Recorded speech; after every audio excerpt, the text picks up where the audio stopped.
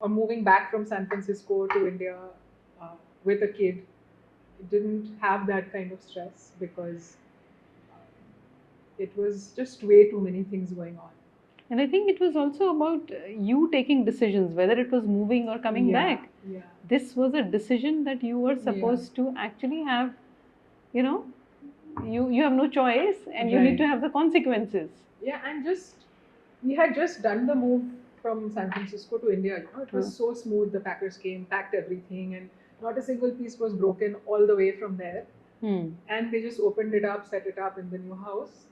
But this move was just like another level. I had 6 fridges, commercial fridges, and a whole, like, a kid who's 2.5, so you can imagine the The kind amount of stuff. Yeah. stuff. And we had moved our furniture from San Francisco because Wow. when we were in San Francisco, we actually had bought a house Uh-huh. thinking we'll live here forever. So at that point in time, as a young girl, what were the things which used to matter to you personally? I've been an introvert growing up and still am. So I think for me, when you ask me what mattered earlier, like when I look at it now, it's almost like um, I think of experiences where I had shied away, and it was my mom who was always pushing me a lot, and I hated it at that time. But when I look at it now, like at that time, it didn't matter to me. I'm almost looking at the flip side of it, where now when I look back, her sort of pushing me to do things, despite me not wanting to, helped me uh, with a lot of things. But then tell me, I mean, hospitality is a very different business. Having a cafe is a very different business. Yeah. So, as a person, you have to be interactive. You're always talking to people. You're taking feedbacks, and you're giving that warmth and attention. So, how did this shift happen? Growing up in a joint family, we had like 20 people in the house. Wow. So it was always like somebody's birthday, some anniversary, some people coming over. And food was always like a language of love and connection. Um, I think that's true for most households in India and many other countries. But yeah, I think being around so many people, having celebrations and gatherings and rituals and pujas, um, it became a way of showing your warmth and love. And more so because sometimes, being an introvert, you want to say it in other ways. I think that really became my way of, connecting with people through food. I would always bake the cake for birthdays at home. Wow. And yeah, like growing up, seeing my mom being in the kitchen and trying out new things. I was very influenced by my grandmother. She was this wonderful woman who innovated a lot with Indian mithais. Acha. Like Bengalis are known for Yeah. The moment you think Bengal. mishti and sandesh and all sorts of delicacies. So she had her own recipes, and I spent a lot of my time, my childhood, growing up with her, and that had a huge influence on me. So, kind of sitting with her and learning how to make those traditional desserts, and just playing with making like shondesh in different shapes and cutting the burfis. And yeah, it was almost like replacing Play-Doh, if you can imagine. Like I would, Wow, yeah. like she would just give it to me and be like, do something. So that connection with sweet, with the dessert, was always there growing up. Yeah, and I think when I thought of doing desserts myself, again that influence has lingered. Um, one of the most innovative and popular desserts that we have is the Kondaraj like cheesecake, and that has my grandmother's Shandesh recipe in it. Wow. Where, um, of course, we've improvised it in a way to make it more, little bit more like a cheesecake. But yeah, I think it's that connection I have with my past and the memories and uh, the desire to actually take that and present it in more of a modern form and presentation and make it more palatable for an audience today. Moumita, since you just shared that it was a large joint family, and now it's like really difficult to even imagine like 20 people staying together as families, and but जब वो लोग सब साथ रहते हैं, right, the relationship, the warmth that you carry, and so कई चीज़ें होती हैं जो आप in that environment they are very very important, right? Maybe I haven't lived in one, but I've always fantasized about living with in that kind of a family. So क्या चीज़ें होती हैं ऐसी जब आप इतनी बड़ी फैमिली के साथ रहते हो and you're one of them, yeah, versus now like you stay, which is a nuclear setup. Right. So what differences do you see? Growing up, it always felt like a party. Yeah. It's always a celebration or a lot of chaos. So a huge difference is, like if I think of the number of activities going on and people doing different things all at the same time in the same house. What I can do now in a more removed and a quieter situation and gives me that space to think and be calm and really be creative. If I look at the negative side, like if I had to do it, at that point, it's difficult because it's really noisy. Yeah. But on the other side, there's always somebody who has your back, and the support that you have as a family, as a community, it really multiplies your bandwidth. So on the positive side, I think it allows you to really, take on much more because of the inherent infrastructure that is there with so many people in the house and things getting taken care of. And it's always fun. It's like you can share stories and experiences with somebody and growing up in a family with cousins and people your age. It's like What's having the one it's fun like moment? living with your friends. So, yeah, I mean, and if you really think about it, today we talk about that, children are like always busy with the phones and gadgets and all that. So, but living in such a family, you would have never been like, yeah, you're never bored. yeah, I mean, you always have somebody or the other to play with. Yeah. Yeah. So was it also a lot of, so as a child, were you fighting or were you quieter or how was it? I was definitely a quieter child. So I enjoyed my drawing and, my quiet time. Of course, I played with everybody and had fun, but at the same time, I was not the outgoing kind to always be running around. Does it, and if you think back and look back, do you think that it taught you a lot many things living in the joint family? Living in a joint family, it's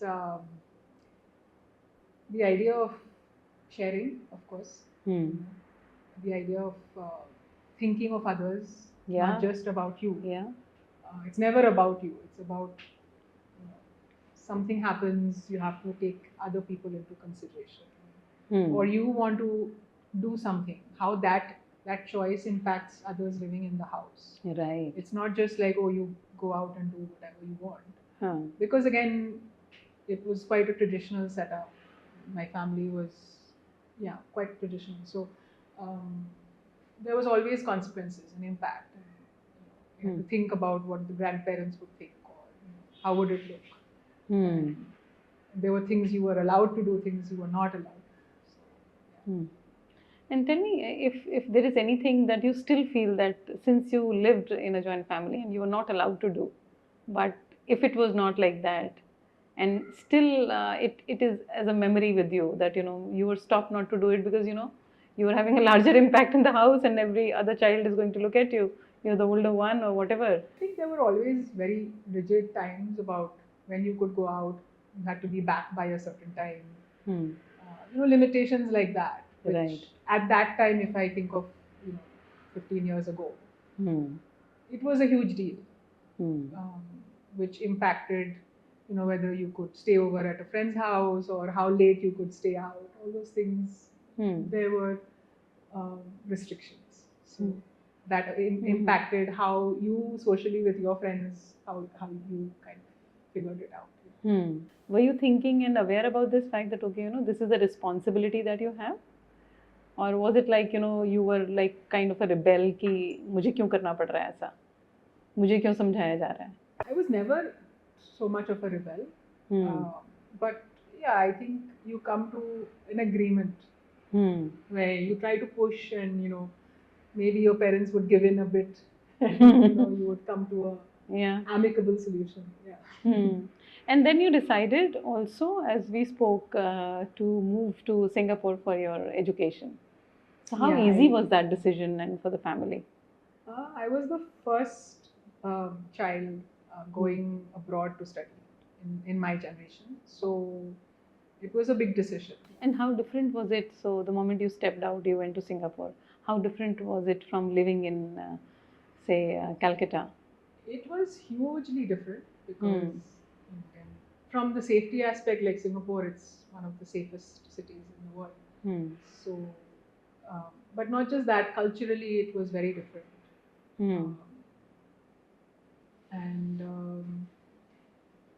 It sort of, suddenly a whole new world opens up where you meet other cultures, people from all around the world, and interact with them, study together. I think it gives you a kind of exposure which definitely has an impact on you in terms of your outlook and how you see the world, how you look at differences, and also, like work with differences, whether it's culturally, emotionally, socially. Education wise also, like what you have access to, like what when I went to the university, it seemed like it was very well equipped with the kind of whether it's the professors, the libraries, the systems and everything they had in place. So it was like initially it was like this wow moment where you feel like you're really lucky and you're getting all these great amenities and facilities. And how often would you visit back home? I would come back every year. Okay. For holidays. And how is it that you used to feel when you used to come out? Pampered and a lot of attention during that time versus when you were there earlier? It's always nice to come back. You're like meeting, because of the large family, you were always catching up with people and meeting. And everyone's trying to feed you your favorite things. Yeah. And the days are counted, and when you have to go back. Yeah, it always passes by really fast. So how many years in Singapore with your education? I was there for 4 years. And after that? After that, I came back to Calcutta. I was there for a short while, and I worked in Calcutta for a bit, and then I left for my master's. So I went to US for my MBA. And so when you were working with your parental business? So after my undergrad, I wanted to get some experience outside my own business. So I was working in Anand Bazar Patrika in their brand division. That was not too long. It was about a year or two, I think. And also because I wanted to do an MBA, they required work experience before doing an MBA. So I decided to work as a marketing person in a magazine in Anand Bazar. Yeah. Okay, and then after that, I left for my master's, did my MBA in Arizona, and after my MBA, came back to India again. So this time it was to work in my family business, which is in jewelry. So I am the 4th generation. For me, it's interesting to see that, somebody who's allowed to go out. Allowed because, it's your parents at that time who take care and are custodians and guardians and whatever. And were you coming back on your own, or was it about the family that they wanted you back, or were you thinking that, let me go back? Because once you have that exposure, and especially after your masters, because you're also at that age where you can take decisions on your own. Right. And most of the people that we come across after their masters don't want to come back. Right. So what was it which was bringing you back? Ties to the family for sure. Huh. They really wanted me back. Yes. And also because we had the jewelry business, like when I came back after my masters, my dad wanted to start a new division within the jewelry business that we had. So it seemed like a great opportunity to come back and help him with setting up and running it. And yeah, I mean, it was.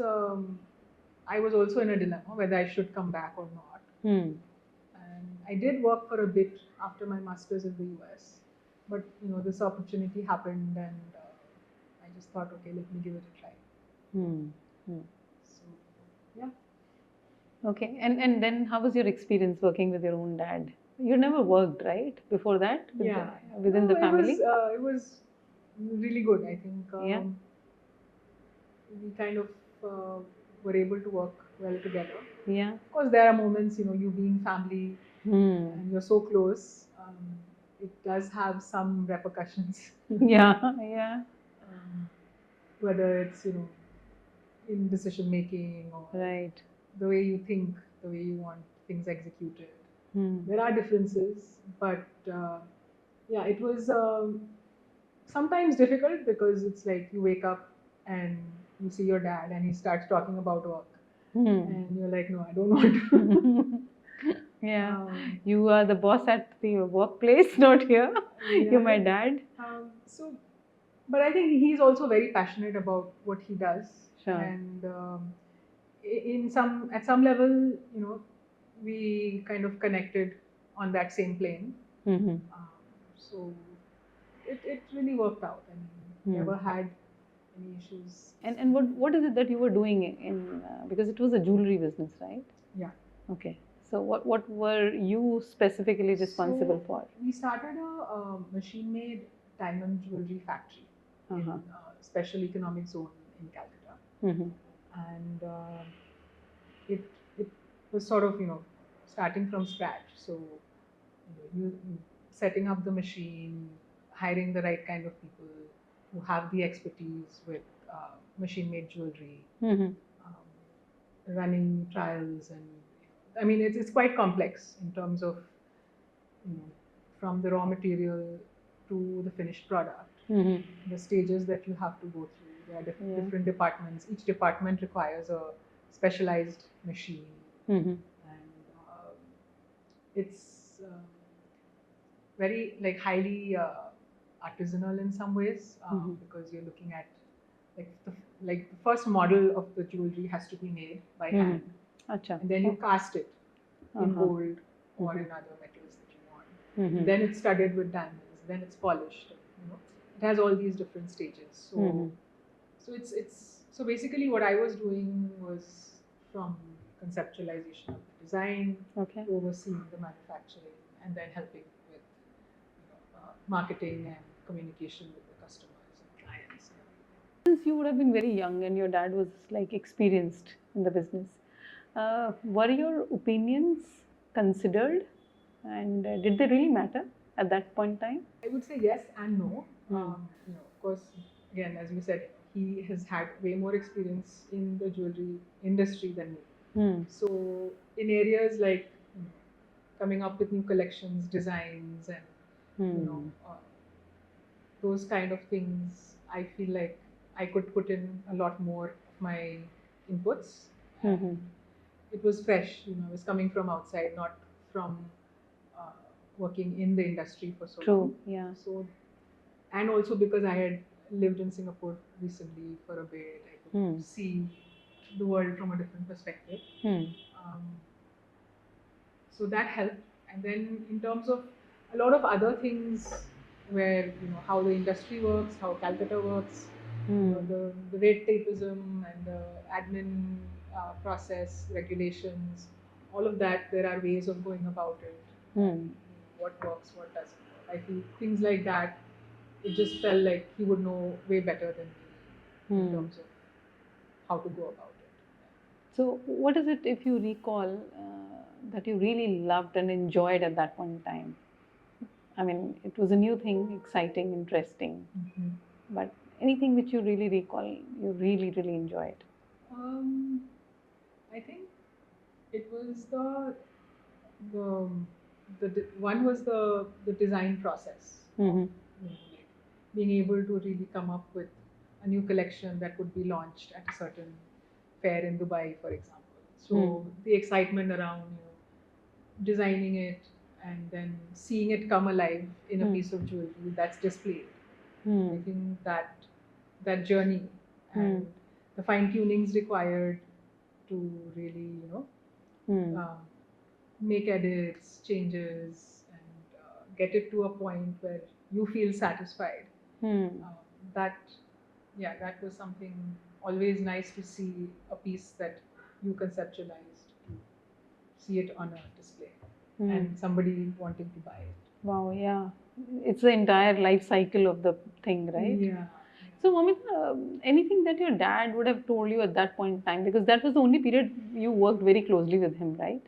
Anything that, any piece of advice that he gave you, you still use it? My dad was always very process oriented. But yeah, I think it's this idea of like being very meticulous with what you're doing and plan it well and then execute it and think of the consequences. It's the idea of that rigorous approach which he really adopted and tried to enforce in whatever he does. In that, I don't do it very well, but yeah, it has had an impact on me. Yeah, a lot of precision in what you do even today. I think with any creation, whether it's a piece of jewelry or whether it's a dessert, um, it is something. If it has that repetitive nature, it's about first finalizing, what the steps are and what the ingredients are, and then being able to repeat it flawlessly every time. True. With consistency. I think definitely there is a connection. Yeah. So, and 3-4 years into the family business, and then what happened? Then I got married and moved to San Francisco. Wow.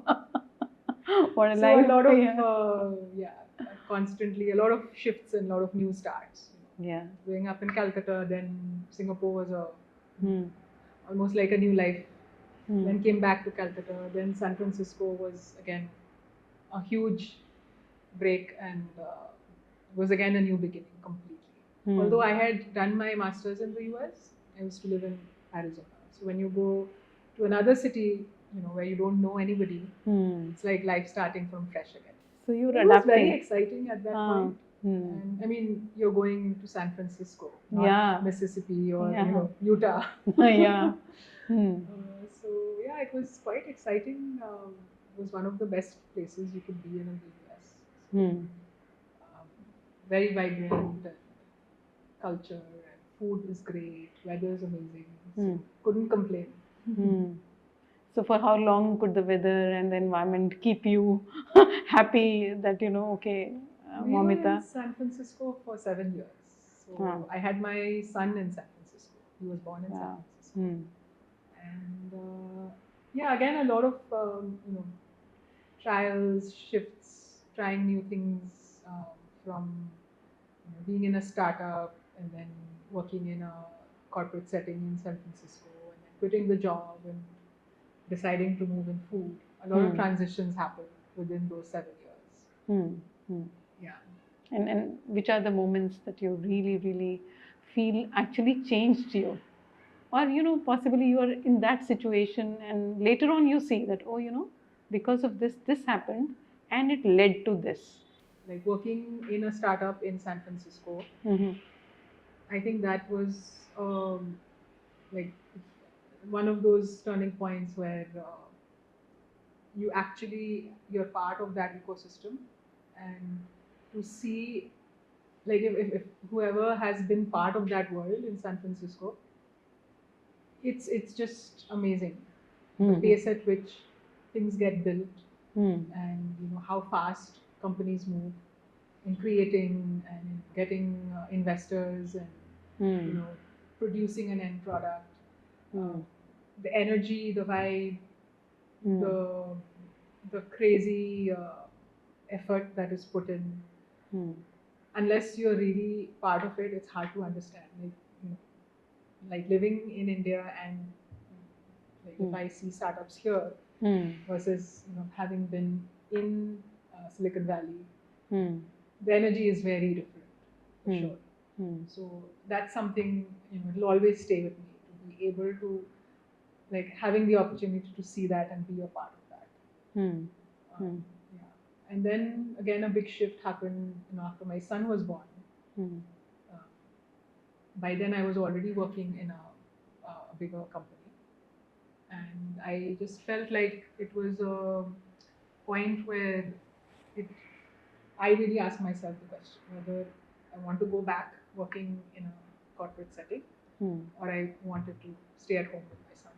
And at that point, what really mattered was being able to give that time to my son, especially where I was in San Francisco, no family around.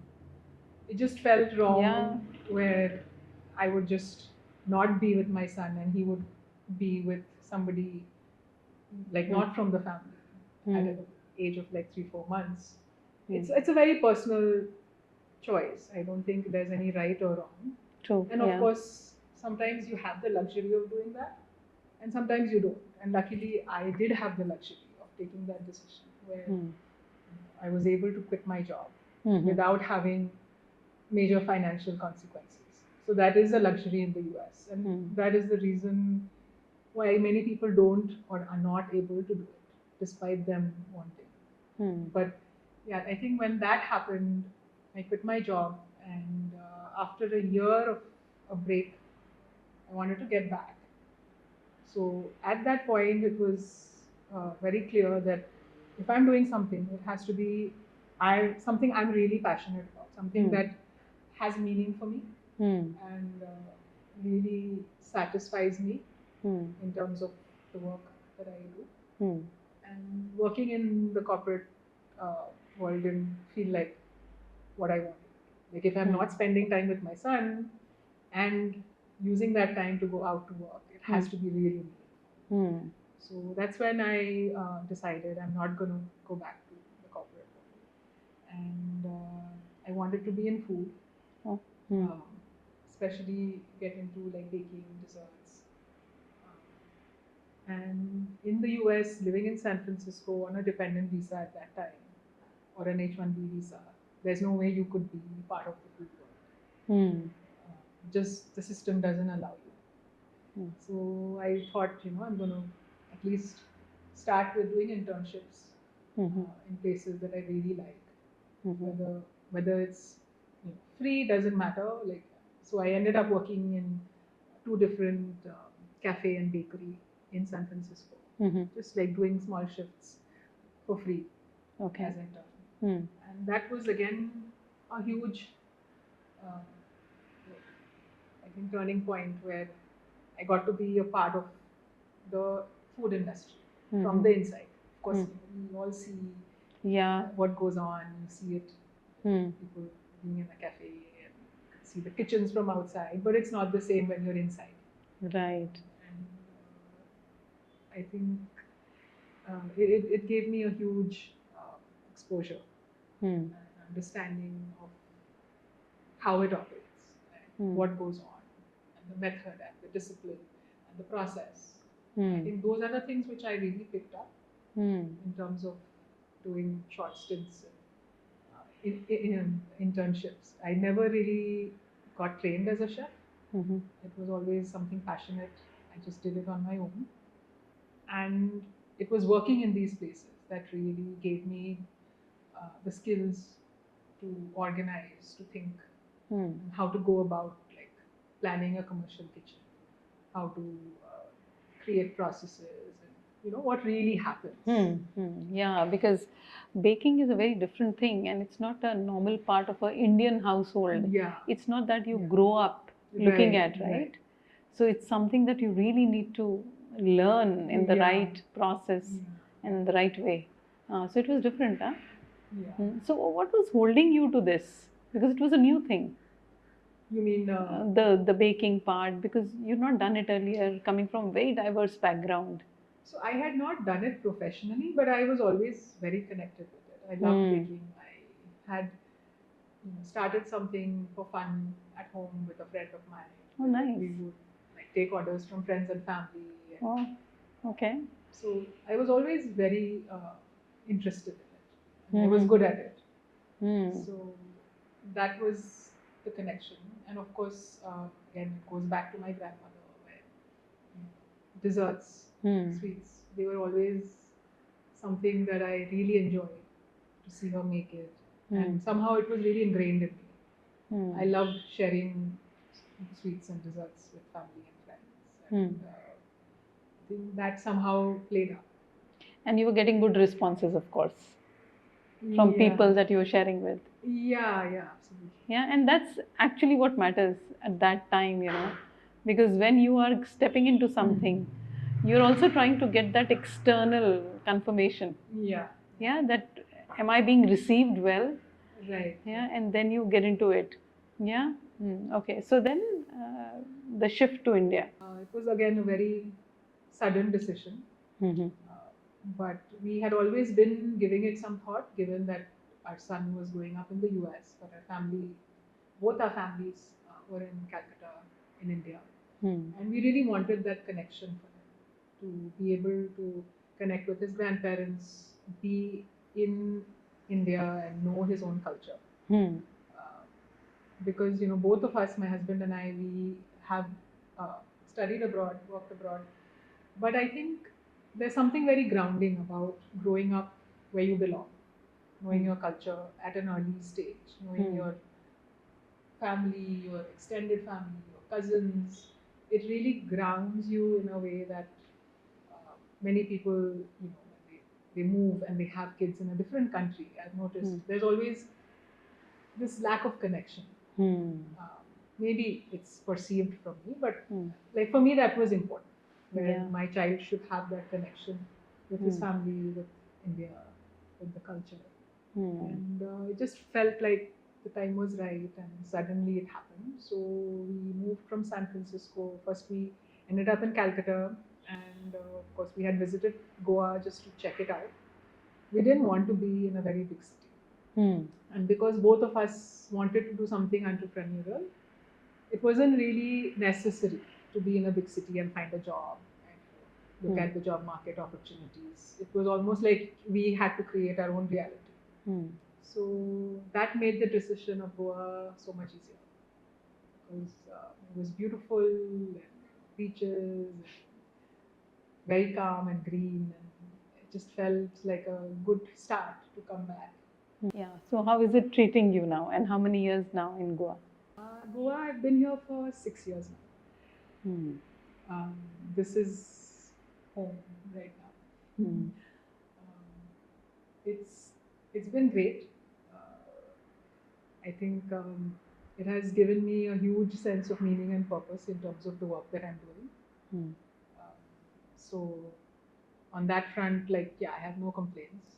And you started with a home. So our first location was in Saligaon. That's where we lived. Okay. And behind the house, it was a huge house at the end of the road. Behind was like the forest. Oh. So we would sit at our veranda and see hornbills flying. This was before lockdown. And we thought, there's so much space. So I converted a part of the house into a commercial kitchen sort of setup. And there was enough space to even have a bit of seating at the back. And there was a different entrance.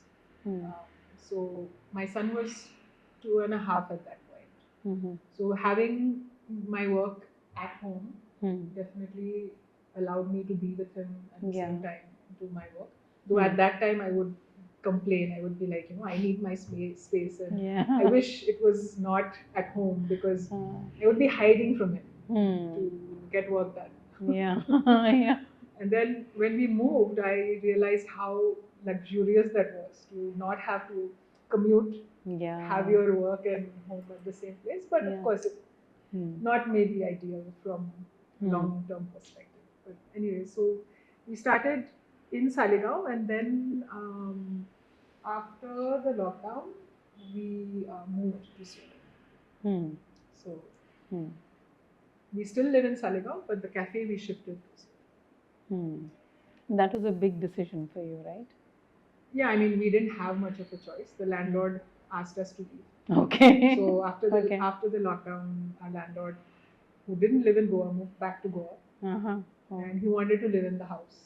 So So you didn't have despite choice. how much we loved that house, there was no choice. Hmm. And our current location in Seolim, it sort of just showed up. What I was looking for was more of like a kitchen space with a little bit of seating, Hmm. to do my desserts. We were very dessert heavy at that time. It was Mhm. mostly desserts. Mm-hmm. So when we got this space, it had a nice, you've seen Mocha. Yeah. The garden is the heart of it. Yeah. Um, and again, I think the garden happened. I mean, a lot of that, again, I have to thank Goa for it. I was never into gardening, Mm-hmm. but I think Goa really made me into an avid gardener. And I really love my plants. And there's this kind of peace that I get from seeing plants flourish, growing them, creating like a forest vibe. So that first house that we lived in was really a gift in terms of setting the tone for Mocha. We were at the end of the road, as I said. And it was beautiful, like huge trees, chiku trees and mango trees, and very green. And then we had our plants there. So when we moved, I like literally transplanted every single plant from Saligaon Wow. to Seolim. So people, when if I show them pictures of the Seolim house before we moved, Uh-huh. it was deserted and barren, like an old, broken down Portuguese house. So yeah, I mean, I think I spent probably double just to transport all my plants and replant them. But it's that kind of attachment I grew, and I just felt like they have to move with me. They are part of my creation. And I think, yeah, it's very satisfying to see Mocha now. Like, I'm so happy that the plants actually flourished, because I was very skeptical. I've heard stories where people were like, if you transplant them, they won't grow back, they'll die, and it won't work. So most of them, like it just flourished. Like within a year or two, it was like fully green. And it's not easy to find a home and a cafe at the same time in Goa. Yeah, and there is something commercial running there. Yeah, absolutely. So, and somehow, I don't know, we were very complacent with this house. We were like, at some point, maybe we'll be able to buy the house and just stay here only. We loved the house. So the fact that we were asked to move, it just felt like the ground shifting. So how did you manage that moment? I think it. I think that 6 month or a year, whatever, that was probably the most stressful time I've had in my life. I'm sure. Like even moving from India to San Francisco or whatever, like it wasn't the same. Yeah. Or moving back from San Francisco to India uh, with a kid, it didn't have that kind of stress, because it was just way too many things going on. And I think it was also about you taking decisions, whether it was moving or coming back. Yeah. This was a decision that you were supposed to actually have, you have no choice, and you need to have the consequences. Yeah, and we had just done the move from San Francisco to India. It was so smooth. The packers came, packed everything, and not a single piece was broken all the way from there. And they just opened it up, set it up in the new house. But this move was just like another level. I had 6 fridges, commercial fridges, and a whole, like a kid who's 2.5, so you can imagine the kind amount of stuff. And we had moved our furniture from San Francisco, because when we were in San Francisco, we actually had bought a house thinking we'll live here forever. So we didn't want to leave the furniture, so we moved all our furniture to Goa. So now moving in Goa with furniture is a challenge. You get houses for rent which are furnished. Right. To find a place that is, Hmm. not furnished and allows you to take your furniture with you, that was another challenge. And then doing simultaneously two moves, the home and the cafe, within a short span of time, it was like another whole crazy time we've had.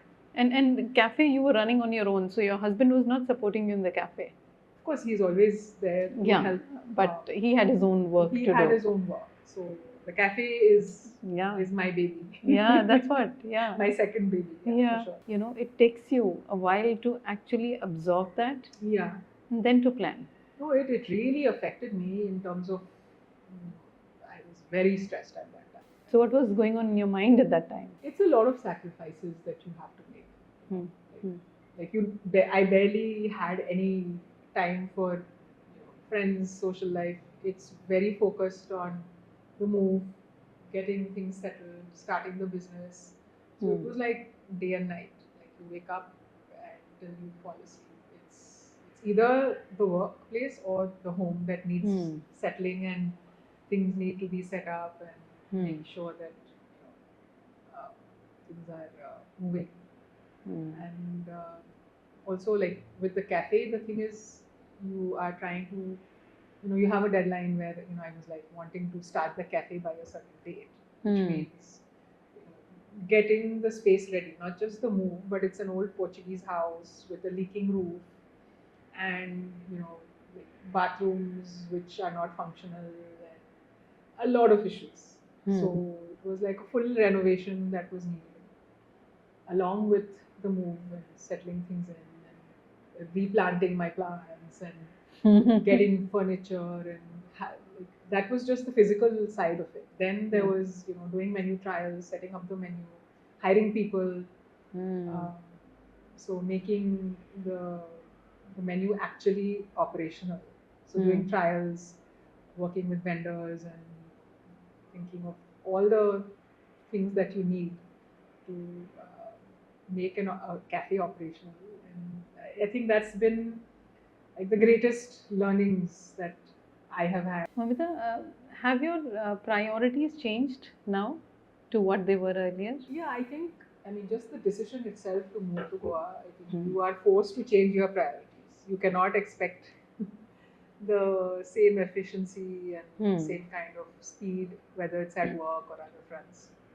So it's definitely slow, and that's the beauty of it in some ways. Yeah. What we are doing at Mocha, it's really focusing on that slow pace of life. Yeah.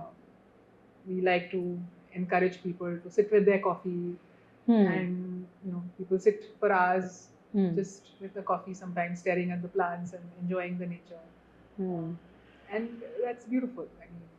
So what are the things which are really, really very important for you? You cannot compromise. What are those things at work? Goa, I think, tests you in a whole different level, where you realize even like there can be 2-3 days sometimes you won't get water.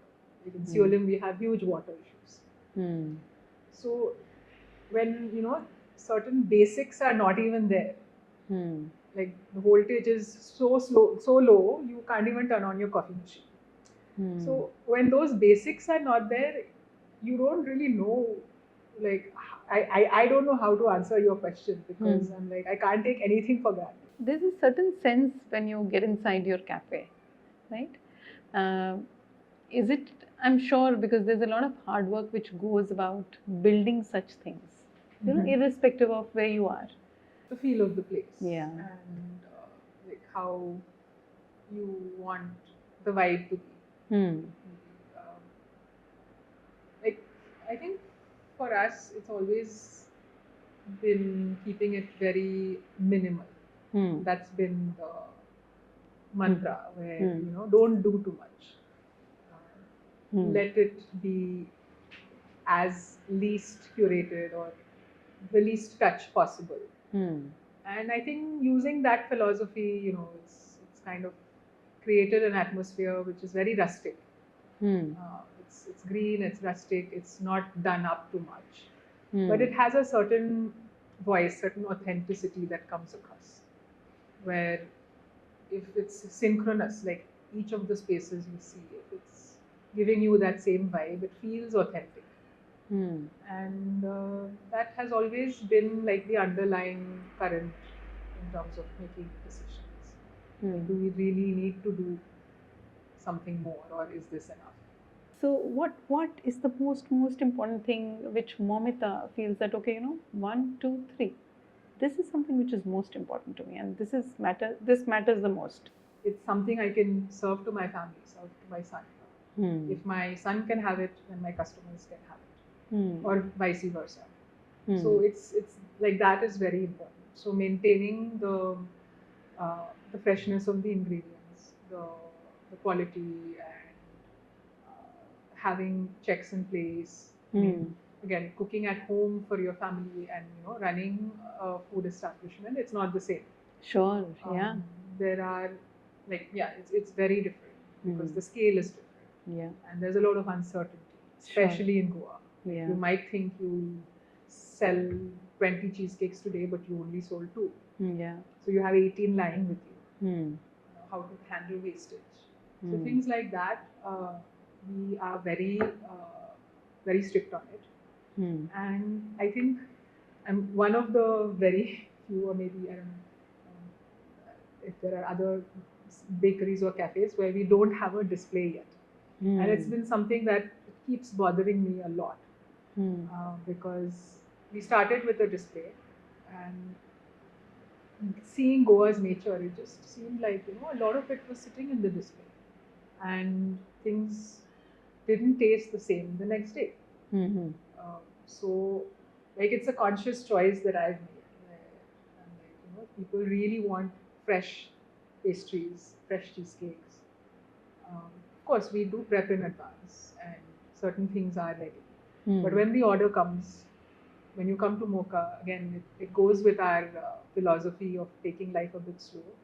You can wait 10 minutes. I know it's a dessert you're ordering and it's not a main course. But we prefer our customers wait that 10 minutes where we'll, do the garnishes fresh, put the fruits fresh when the order is placed. We'll cut the fruit, whether it's a strawberry or a blueberry.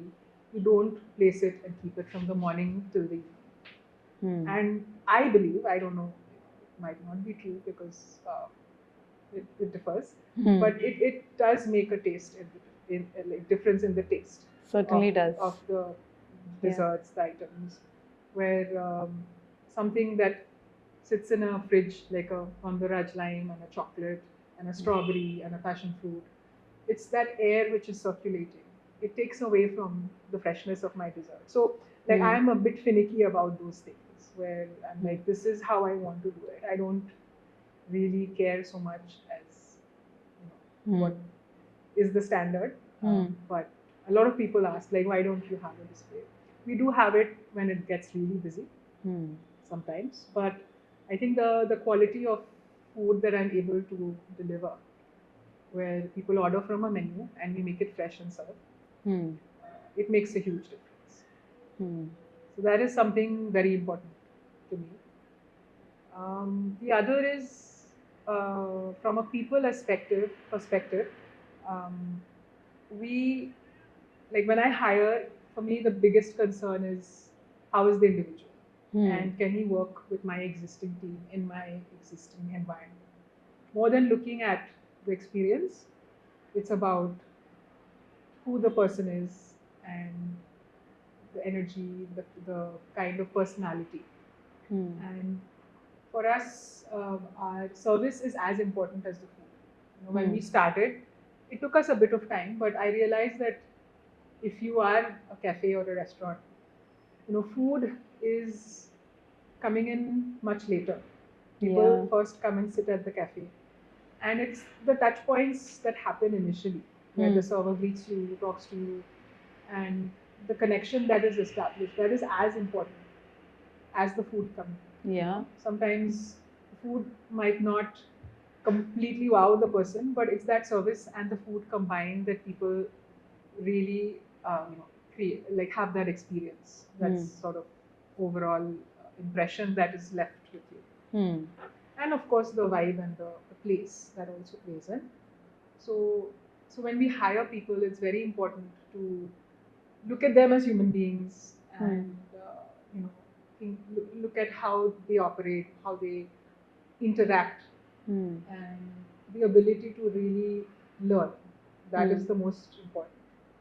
Um, Even if they don't have experience. So most of our kitchen staff, they've been with us for quite some time, and I taught them from scratch to make pastries and bake cakes and everything. And it's been like, I mean, I don't have any regrets of not hiring trained chefs, because the trust that I have with these people, that is what brings me peace at night, thinking, tomorrow, even if I don't show up, or I have to, give an instruction on the phone and they will carry it out. But it's just, yeah, it's who they are as individuals. They kind of contribute towards the culture, I think. Moumita, are you this calm, composed person that we see you throughout the discussion? Of course, I have my angry moments, and I have my anxious moments for sure. So what do you do? and what bothers you to that level that you get angry?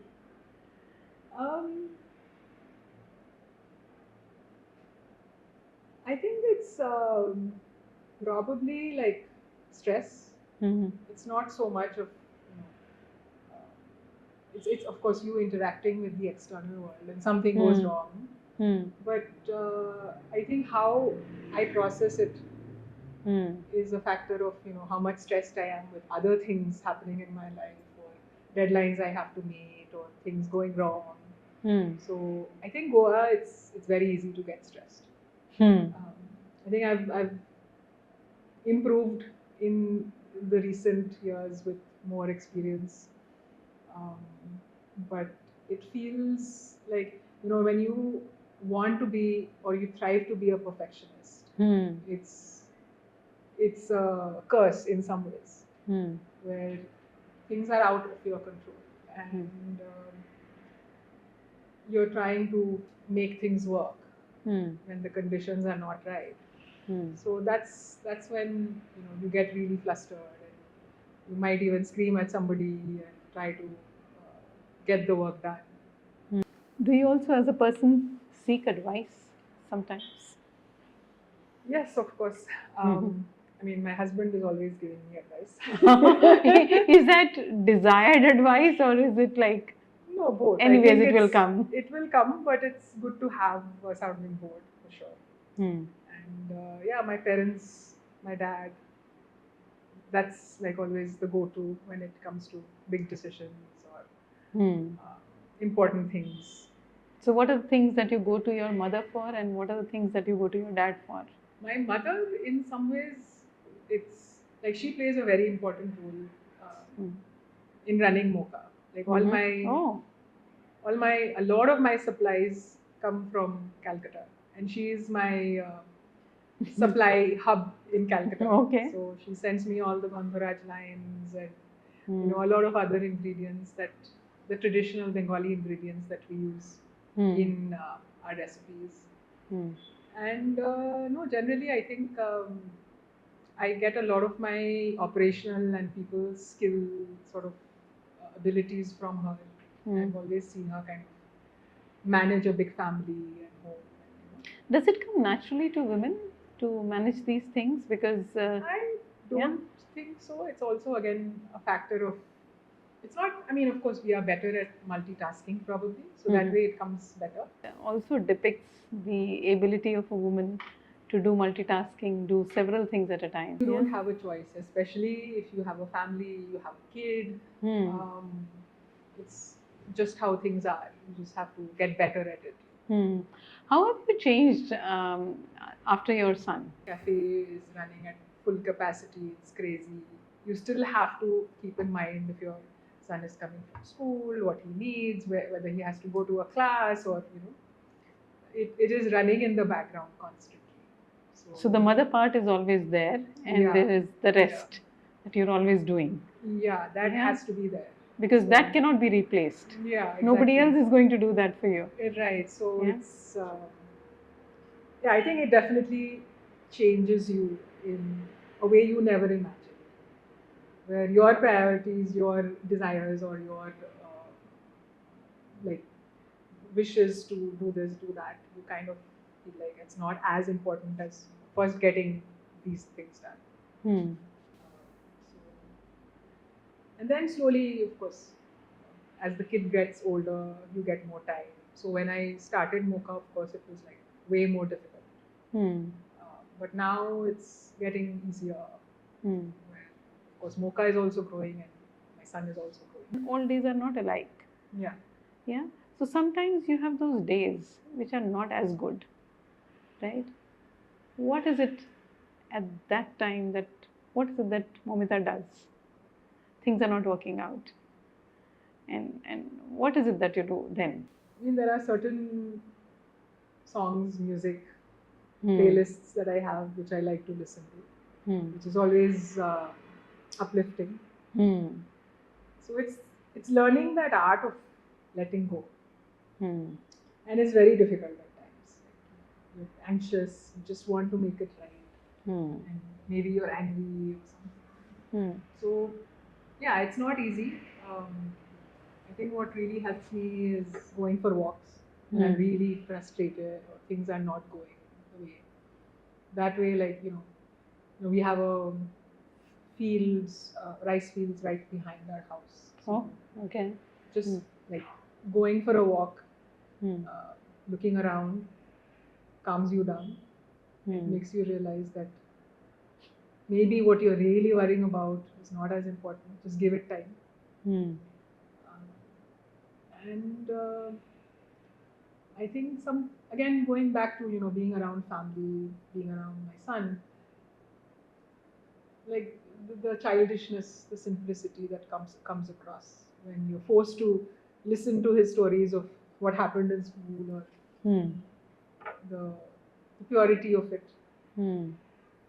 trying to get lost in that. Personally really like this interaction because you're very reflective. Sometimes you go thinking, right, with a Yeah. question and you're trying to, and I really love those moments because these are like, sometimes we don't think about them. Yeah, a lot of these questions you were Yeah. asking, I was like, I have no idea what to say. Yeah, because we've never thought about it. We've just been with the flow, Yeah. right? Handling, managing, doing. That's where we've been, that zone. So you're not thinking many a Right, times. right. But sometimes if you reflect back and you say, oh yeah, wow, good job done. Yeah. Not bad. Right? Yeah, it takes you some time and you need to really zoom out to Hmm. recognize that, because Hmm. you're in the mix of things, you just don't see it.